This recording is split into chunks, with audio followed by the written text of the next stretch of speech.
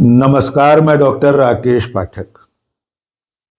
जिस Epstein files को लेकर पूरी दुनिया अमेरिका पर निगाहें गड़ाए थी, उस पर राष्ट्रपति डोनाल्ड ट्रंप और उनकी सरकार ने डाका डाल दिया है। 19 दिसंबर को अमेरिका में एप्स्टीन फाइल्स के हजारों तस्वीरें और डॉक्यूमेंट्स जारी होने वाले थे, लेकिन जब ये डॉक्यूमेंट्स और तस्वीरें सामने आईं तो दुनिया एक तरह से ठगी रह गई, क्योंकि ट्रंप की सरकार और उनके न्याय विभाग ने सिर्फ 1% से भी कम फोटो और डॉक्यूमेंट्स रिलीज किए हैं। बाकी सारी तस्वीरें और दस्तावेज फिलहाल रोक लिए गए हैं, और इनमें भी बहुत बड़ी संख्या ऐसे डॉक्यूमेंट्स और तस्वीरों की है जिन्हें ब्लर कर दिया गया है, जिनमें काट छांट कर दी गई है, जिन्हें पूरी तरह छुपा दिया गया है। इसको लेकर अमेरिका की राजनीति में जबरदस्त बवाल छिड़ गया है। न केवल विपक्ष के लोगों ने, बल्कि खुद डोनाल्ड ट्रंप की पार्टी के सांसदों ने भी इसे संसद की अवमानना और कानून का उल्लंघन माना है। यहां तक कि राष्ट्रपति डोनाल्ड ट्रंप और अटॉर्नी जनरल पैम बॉन्डी के इस्तीफे की मांग तेज हो रही है। यहां तक कि राष्ट्रपति डोनाल्ड ट्रंप और अटॉर्नी जनरल पैम बॉन्डी के इस्तीफे की मांग शुरू हो गई है। आइए पहले क्रोनोलॉजी समझ लीजिए। आपको याद होगा कि एप्स्टीन फाइल्स को लेकर चले लंबे बवाल के बाद ट्रंप की सरकार ने एक कानून बनाया था जिसका नाम है एप्स्टीन फाइल्स ट्रांसपेरेंसी एक्ट। इस कानून का मसौदा तैयार करने में रिपब्लिकन पार्टी के सांसद थॉमस मैसी और डेमोक्रेट सांसद रो खन्ना का महत्वपूर्ण योगदान था। कानून बनने के बाद ट्रंप सरकार और न्याय विभाग को पाबंद किया गया था कि 30 दिन के अंदर एप्स्टीन फाइल्स की सारी जानकारियां, सारी तस्वीरें, सारे ईमेल्स, सारे वीडियो और ऑडियो, इसके अलावा जितनी और सामग्री है, सबको सार्वजनिक कर दिया जाए। कानून की पाबंदी के लिहाज से अटॉर्नी जनरल के दफ्तर को 19 दिसंबर 2025 की आधी रात से पहले ये सारे दस्तावेज, सारी जानकारियां, सारी तस्वीरें देश और दुनिया के सामने सार्वजनिक करनी थी।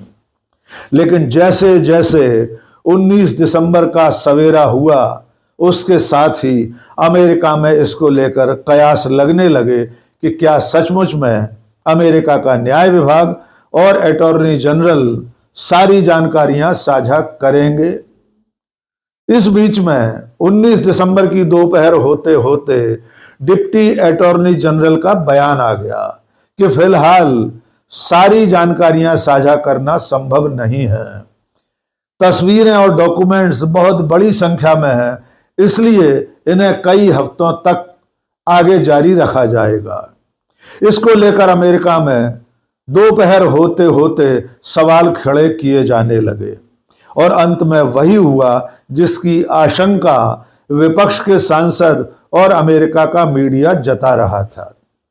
जब एप्स्टीन फाइल्स अटॉर्नी जनरल की तरफ से न्याय विभाग की वेबसाइट पर रिलीज की गई, तो उसमें ऐसा कुछ छुपा लिया गया जो राष्ट्रपति डोनाल्ड ट्रंप और उनके दोस्तों के लिए असुविधाजनक हो सकता था।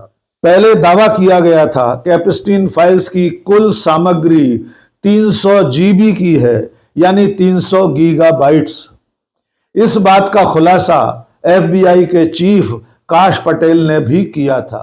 काश पटेल ने कहा था कि एप्स्टीन फाइल्स का सारा जखीरा कुल मिलाकर करीब करीब 300 GB का है, लेकिन कल जिस वक्त न्याय विभाग ने ये सारा मसौदा साझा किया, उसे सार्वजनिक किया, तब वो पूरी सामग्री कुल मिलाकर 2.5 GB से अधिक नहीं है। यानी जो बताया गया था उसका 1% से भी कम दुनिया के सामने रखा गया है। और जैसे ही ये आंकड़ा सामने आया कि 300 GB में से सिर्फ 2.5 जीबी सामग्री ही सार्वजनिक की गई है, वैसे ही इस कानून का मसौदा तैयार करने वाले दोनों कांग्रेसमैन थॉमस मैसी और रो खन्ना सामने आए। रो खन्ना ने बयान जारी किया है कि वे और थॉमस मैसी ट्रंप सरकार की इस हरकत के खिलाफ कानूनी कार्रवाई पर विचार कर रहे हैं। रो खन्ना ने कहा कि डोनाल्ड ट्रंप और उनकी सरकार के इशारे पर न्याय विभाग और अटॉर्नी जनरल ने जो जानकारियां छुपा ली हैं, उनमें डोनाल्ड ट्रंप के खासम खास बड़े बड़े राजनेता और बड़े बड़े खरबपति अरबपति शामिल हैं। उन्हें बचाने के लिए ही डोनाल्ड ट्रंप की सरकार ने ये हरकत की है। Department's document dump this afternoon does not comply with Thomas Massie and my Epstein Transparency Act. They released one document from a New York grand jury of 119 pages, totally blacked out. This despite a federal judge ordering them to release that document. And our law requires them to explain redactions. There's not a single explanation for why that entire document was redacted. We have not seen the draft indictment that implicates other rich and powerful men who were on Epstein's rape island, who either watched the abuse of young girls or participated in the abuse of young girls and the sex trafficking. The reality is Pam Bondi has obfuscated for months. She first said there were no more documents to be seen. Now she's admitting and releasing hundreds of thousands of documents, but it is an incomplete release with too many redactions. Thomas Massie and I are exploring all options. It can be the impeachment of people at justice, inherent contempt, or referring for prosecution those who are obstructing justice. We will work with the survivors to demand the full release of these files, to demand justice for the Epstein class and accountability. इसके अलावा जो सामग्री, जो जानकारी release की गई है, उसमें कम से कम 119 पन्ने ऐसे हैं जिनमें कुछ भी दिखाई नहीं दे रहा। वे पूरी तरह काले हैं या ब्लैंक हैं। आप उसकी तस्वीर स्क्रीन पर देख सकते हैं। इन तस्वीरों में किसी को कुछ भी दिखाई नहीं दे रहा, जबकि कानूनन सारी जानकारियां सार्वजनिक किया जाना अनिवार्य था। अब इस कानून में जो प्रावधान थे, बहुत संक्षेप में उन्हें भी जान लीजिए। उसके बाद आप समझ पाएंगे कि डोनाल्ड ट्रंप और उनकी सरकार ने किस तरह इस कानून को धता बताते हुए एप्स्टीन फाइल्स पर डाका डाला है। बहुत सारी जानकारियां छुपा ली गई हैं और जो रिलीज की गई हैं उसमें भी बड़ी संख्या में काट छांट या छुपाने की कोशिश की गई है। इस कानून में स्पष्ट लिखा है कि अटॉर्नी जनरल को डिपार्टमेंट ऑफ जस्टिस के पास मौजूद सभी अनक्लासिफाइड रिकॉर्ड और डॉक्यूमेंट्स को सर्च करने लायक और डाउनलोड करने लायक फॉर्मेट में पब्लिक में उपलब्ध कराना होगा। और ये जानकारियां किस किस से संबंधित होंगी, ये भी इस कानून में लिखा है। नंबर 1, जेफरी एप्स्टीन, सभी इन्वेस्टिगेशन, प्रोसिक्यूशन और कस्टोडियल मामले, यानी एप्स्टीन संबंधी जितनी जांच पड़ताल हुई है, जितने मुकदमे चल रहे हैं, जितनी सामग्री न्याय विभाग की कस्टडी में है, वो सब साझा करना अनिवार्य है।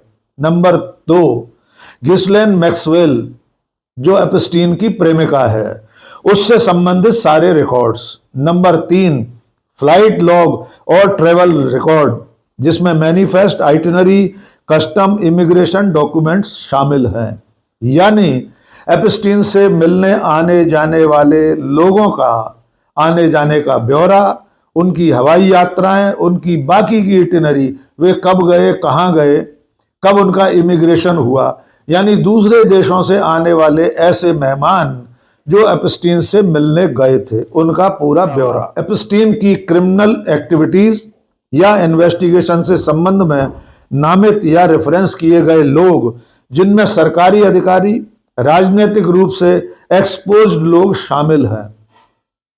कानून साफ कहता है कि एप्स्टीन से मिलने वाले, उसके साथ उसकी आपराधिक गतिविधियों में लिप्त सारे सरकारी अधिकारी या राजनीतिक रूप से चर्चित लोगों का खुलासा भी करना होगा।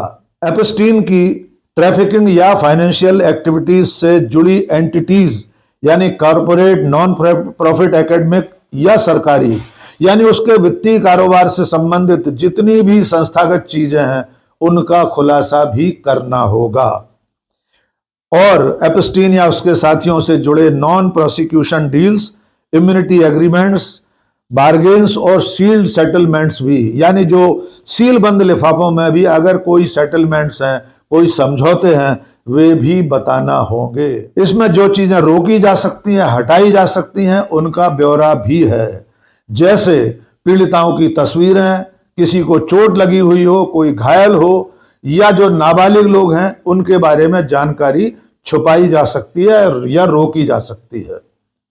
अगर कोई जानकारी ऐसी है जो राष्ट्रीय सुरक्षा या विदेश नीति के लिए महत्वपूर्ण हो सकती है तो उसे भी रोका जा सकता है या छुपाया जा सकता है, लेकिन उसकी जानकारी भी बाकायदा सरकार को देना होगी, भले उसे सार्वजनिक न किया जाए। और चलते चलते ये भी जान लीजिए कि डोनाल्ड ट्रंप ने अपने देश में हेडलाइन मैनेजमेंट के लिए, लोगों को खुश करने के लिए कल 19 दिसंबर को ही अमेरिका के गरीब और मध्यम वर्ग के लोगों को $2000 प्रति व्यक्ति देने का ऐलान किया है। ये रकम दूसरे देशों पर लगाए गए औने पौने टैरिफ से वसूली गई है। बाकी रकम को देश का कर्ज चुकाने में इस्तेमाल किया जाएगा। जिस दिन एप्स्टीन फाइल्स का खुलासा होना था उस दिन डोनाल्ड ट्रंप ने न केवल बड़ी संख्या में जानकारियां छुपा ली या उनमें काट छांट कर ली, और अपने लोगों को खुश करने के लिए $2000 प्रति व्यक्ति देने का ऐलान कर दिया। अब देखना होगा, जैसा कि रो खन्ना या थॉमस मैसी कह रहे हैं, कि वे संसद की अवमानना और कानून का उल्लंघन करने के आरोप में अटॉर्नी जनरल और संबंधित अधिकारियों के खिलाफ मुकदमा चलाएंगे। उस कदम का आगे चलकर क्या होता है, लेकिन इंतजार कीजिए, पिक्चर अभी बाकी है मेरे दोस्त। आज के वीडियो में बस इतना ही। बहुत बहुत शुक्रिया। जय हिंद।